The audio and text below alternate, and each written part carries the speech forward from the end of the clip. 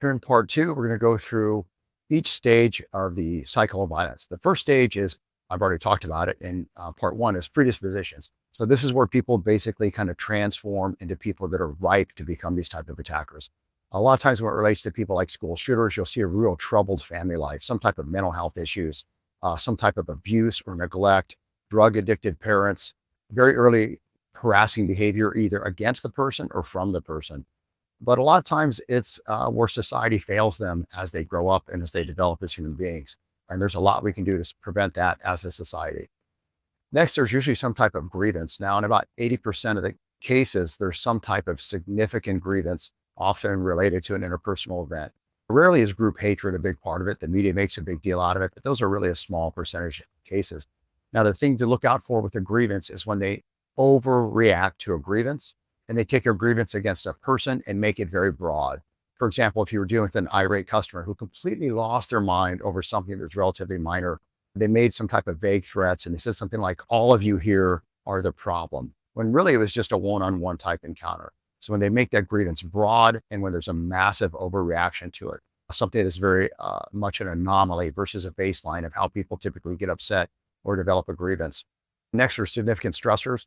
So in an active shooter type event, there's 3.6 significant stressors before the attack. Now, these are the same stressors we all face: financial, medical, social, mental, physical health, you name it, but having almost 4 of those stressors in 1 year on top of somebody that has a lot of predispositions can cause a lot of stress and a lot of problems. Next, there are typically 4 to 5 concerning behaviors, and these are often noticed by other people and sometimes reported, but not reported effectively. These could be things like mental breakdowns, abusive, deviant, disruptive behavior at work. They just become unproductive or paranoia, or they start to attach themselves to violent ideologies, big behavior changes that are noticeable. And they're more noticeable with more time you spend around this person. Maybe it's a peer at work, a social peer, somebody you just happen to know in the neighborhood, or, perhaps somebody at your school. Next is the ideation phase. That's where they come up with the concept of the homicidal, suicidal, or homicidal and suicidal event to solve their problems. So they have the predisposition, they develop a big grievance, you see the behavior change from all the stresses, and then finally they think, hey, the answer to this problem is me attacking other people and or committing suicide.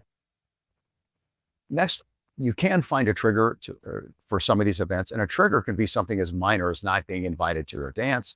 However, it's very often something that shames the person. It makes them feel isolated. It could be the breakup in a relationship. It could be some type of legal procedure, job loss, something like that is kind of the straw that broke the camel's back. Now, those triggers aren't always present. And again, the triggers can be relatively small because this type of attack has been brewing for some time. Lastly, there's usually a preparation phase. So 77% of active threat attackers spend a week or longer planning, and about half spend a week or more preparing for the attack. And those are things such as rehearsals, buying equipment. They may even go to the range. And in the case, at least the reported case of the Virginia Tech shootings, the shooter went to the range and put his targets all low as if they were behind desk, or if they were cowering behind desk in a classroom, and then practiced shooting people like that.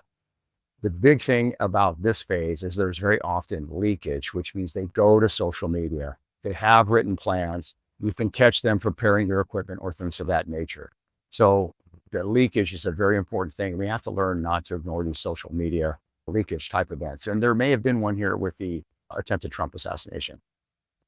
All right, so those are the cycles of violence. At each stage, there's a couple key things you can pick up on, and I'll talk about some of the things you can do about it next.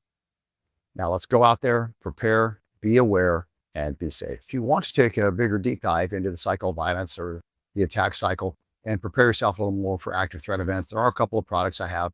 One is the Threat Proof Family, which is basically a family emergency action plan, giving people the mindset, awareness, and skills to respond to an active threat or similar incident. And then I have the Active Threat Response Guide, which is good for adults or businesses that want to learn how they can protect themselves from these type of attacks. Check the link in the bottom.